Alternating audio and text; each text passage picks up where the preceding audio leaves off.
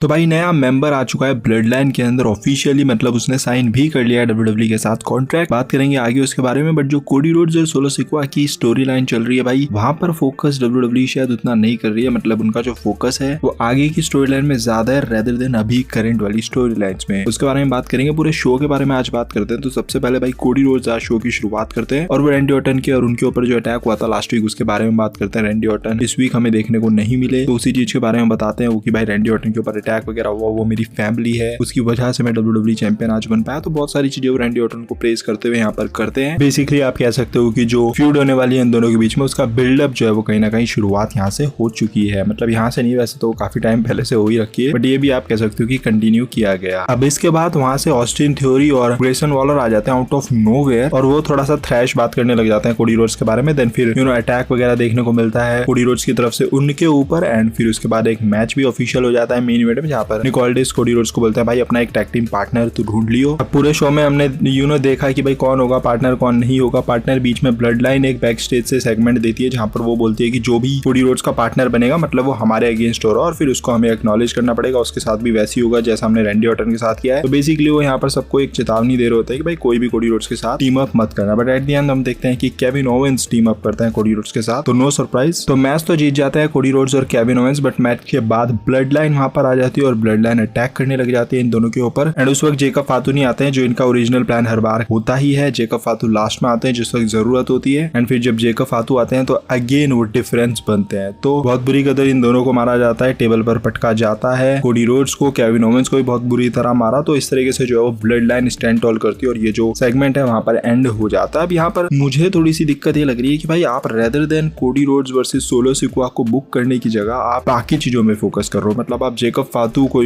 और ज्यादा स्ट्रॉन्ग दिखा रहे हो। ऑस्टिन थ्योरी, ग्रेसन वॉलर वो कहां से आने आई डोंट नो। तो मतलब अजीब सी चीजें चल रही है यहाँ पर। आपको सोलो सिक्वा और कोडी रोड्स की स्टोरी लाइन कुछ तो दिखानी चाहिए कि भाई ये क्यों फाइट कर रहे हैं, क्या है इनके बीच में, कुछ तो होना चाहिए इन दोनों के बीच में। तो वैसा कुछ यहाँ पर हो नहीं रहा है। इन दोनों का मैच सिंगल्स होने वाला है समर स्लैम जैसी जगह में, और वो भी डब्ल्यूडब्ल्यूई चैंपियनशिप के लिए। मतलब जो सबसे मेजर चैंपियनशिप्स है उसमें से एक चैंपियनशिप के लिए मैच हो रहा है उनका, और जो कि बेसिकली मेन इवेंट भी होगा। और उस मैच का बिल्डअप कुछ भी नहीं है, मतलब कुछ भी नहीं है, लिटरली कुछ भी नहीं है। बल्कि ऐसा लग रहा है कि ब्लड लाइन अगेंस्ट में है कोडी रोड्स, केविन ओवेंस और रैंडी ऑर्टन के। तो ये एक स्टेबल वर्सेस स्टेबल की फाइट चल रही है, ग्रुप वर्सेस ग्रुप की फाइट चल रही है। सिंगल्स वाला लग ही नहीं रहा है कुछ। और सोलो सिक्वा का समझ नहीं आ रहा है क्योंकि आपने उसको ट्रैबल चाहिए बनाया हुआ है। सोलो सिक्वा जो है वो पूरी ग्रुप को, पूरी स्टेबल को चला रहा है। सोलो सिक्वा जब ब्लड लाइन रोमन रेंज वाली हुआ करती थी तो उसमें काफी इंपॉर्टेंट और काफी तगड़ा पार्ट वो प्ले करता था, जैसे कि आज जेकब फातो प्ले कर रहा है इस वाली ब्लड लाइन में। तो अब उसको देखकर वो फील ही नहीं आ रही है स्ट्रॉन्ग वाली। आई मीन जब तक जेकब फातो नहीं आते हैं मिक्स में तब तक ब्लड लाइन भाई पिटी रही होती है। तो ये एक अजीब सी चीज दिखा रहे हैं आप इसमें। जेकब फातो को तो बहुत स्ट्रॉन्ग दिखा रहे हो, बट आप इसके साथ साथ आप ये भी चीज कर रहे हो ना कि आप सोलो सिक्वा को भी एट द सेम टाइम बहुत वीक दिखा रहे हो कि भाई सोलो सिक्वा तो मतलब जेकब फातो के बिना कुछ है ही नहीं। ब्लड लाइन जो ये वाली है इसमें जेकब फातो के अलावा कुछ है ही नहीं जो स्ट्रॉन्ग हो। मतलब वो तीन बंदे कोडी रोड्स और केविन ओवेंस से आज पिट जाते हैं, और ऐसा पहली बार नहीं हुआ है, ऐसा पास्ट में भी हम देख ही रहे हैं रिसेंटली। और जेकब फातो जब आते हैं वो डिफरेंस पैदा करते हैं। तो समझ नहीं आ रहा है कि आप जेकब फातो को स्ट्रॉन्ग दिखा रहे हो, that's a good thing, but Solo Sikoa को भी आपको दिखाना होगा क्योंकि सोलो सिक्वा का कोडी रोड्स के साथ भी मैच है चैंपियनशिप के लिए, और आगे चलकर भी उसको रोमन रेंज को भी फेस करना है। तो जेकब फातो को हद से ज्यादा स्ट्रॉन्ग दिखाना और सोलो सिक्वा को एकदम स्टूपिड सा दिखाना, ये थोड़ा सेंस नहीं बना रहा है। मतलब आप इन दोनों चीजों को बैलेंस में कर सकते हो। जेकब फातो को थोड़ा सा नीचे लाके सोलो सिक्वा को थोड़ा सा ऊपर लाके आप चीजें जो है वो बेटर कर सकते हो। I am not saying Jacob Fatu को वीक दिखाओ, जेकब फातो को जैसा दिखा रहे हो वैसे ही दिखाओ, उसको स्ट्रॉन्ग ही दिखाओ। पर ऐसा मत करो कि भाई उसके बिना ब्लड लाइन बिल्कुल ही ठप है, उसके बिना सोलो सिक्वा बिल्कुल ही कुछ नहीं है, क्योंकि वो भी ट्राइबल चीफ है भाई। जब रोमन रेंज होता था ब्लड लाइन में पास वाली, तो ब्लड लाइन ऐसा नहीं था कि भाई सोलो सिक्वा आते थे तब रोमन रेंज जो है वो मारता था सामने वाले को। रोमन रेंज खुद भी भाई काफी लोगों को मारता था, तो रोमन रेंज भी डिफरेंस पैदा करता था। इनफैक्ट रोमन रेंज ने काफी बार डिफरेंसेस पैदा करे हैं। जब भी कोई ब्रॉल वगैरह होती थी तो जब रोमन रेंज आते थे तब वो साइड वगैरह करते थे साइड सामने वाले को। पर यहाँ पर सीन जो है वो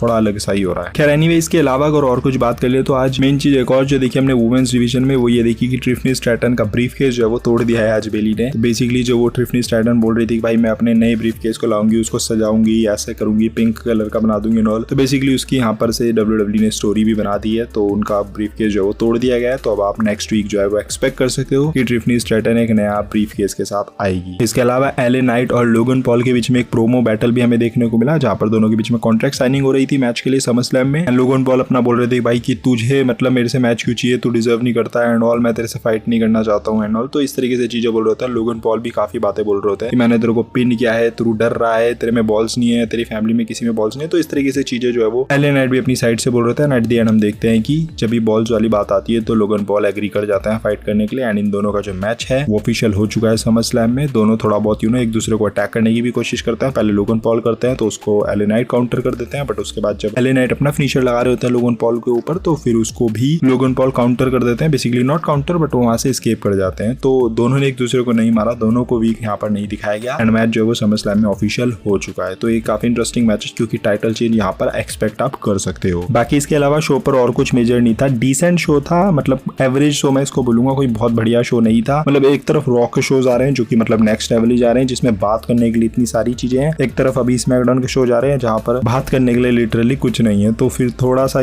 फर्क तो नजर आ रहा है दोनों शोज में। एंड जो स्टोरी लाइन है भी उसको भी डब्ल्यूडब्ल्यू इतना अच्छा बुक नहीं कर रही है, तो ये तो खैर मानने वाली बात है। बट स्मैकडाउन शो से हट के बात करें तो हिकुलियो गाइस जो है वो डब्ल्यूडब्ल्यू के साथ ऑफिशियली साइन हो चुके हैं। अब हिकुलियो पता ही आपको टामा टोंगा और टांगा लोआ के जो है वो रियल भाई हैं और ये एनजेबीडब्ल्यू में थे। कुछ टाइम पहले जून में एक न्यूज आई थी, मतलब नॉट न्यूज, एक रिपोर्ट आई थी कि भाई ये एनजेबीडब्ल्यू को छोड़ने वाले हैं, डब्ल्यूडब्ल्यू में जाने वाले हैं। तो अब जो नई लेटेस्ट जो रिपोर्ट आ रही है वो ये आ रही है जिसको फाइटफुल सेलेक्ट भी कंफर्म कर रहे हैं कि हिकुलियो ऑफिशियली ऑलरेडी डब्ल्यूडब्ल्यू के साथ साइन कर चुके हैं, यानी कि वो कर चुके हैं डब्ल्यूडब्ल्यू के साथ साइन। अब डब्ल्यूडब्ल्यू पे डिपेंड करेगा कि वो कब लेकर आते हैं उनको, क्योंकि ऐसा नहीं कि डब्ल्यूडब्ल्यू को एकदम ही लेकर आ जाएगी। पास्ट में भी जेकब फातो काफी टाइम से साइन थे बट वो काफी लेट आए, तो ये चीज डब्ल्यूडब्ल्यू ने करी है पास्ट में। और अब यहाँ पर अब डब्ल्यूडब्ल्यू उसको कब लाएगी कब नहीं लाएगी कह नहीं सकते। समर स्लैम से पहले लाएगी, समर स्लैम से बाद लाएगी, समर स्लैम वाले दिन लाएगी, we have no clue, we have no idea. तो वो देखना काफी इंटरेस्टिंग रहेगा कि कब वो आते हैं और कब वो अपना डेब्यू करते हैं डब्ल्यूडब्ल्यू के अंदर। बट हाँ, इतना कंफर्म है कि वो साइन हो चुके हैं और वो ब्लड लाइन में ही ऑब्वियस सी बात है कि ज्वाइन करने वाले हैं। बाकी कौन सी ब्लड लाइन किस तरीके से वो तो खैर आपको उसके लिए तो खैर आपको वेट करना पड़ेगा। बाकी यही सब था आज की इस वीडियो के अंदर। वीडियो अगर आपको थोड़ी भी पसंद आएगी तो don't forget to like, comment and smash subscribe button. मिलते हैं अगली वीडियो के अंदर। Till then love you all and do not give up, just keep fighting.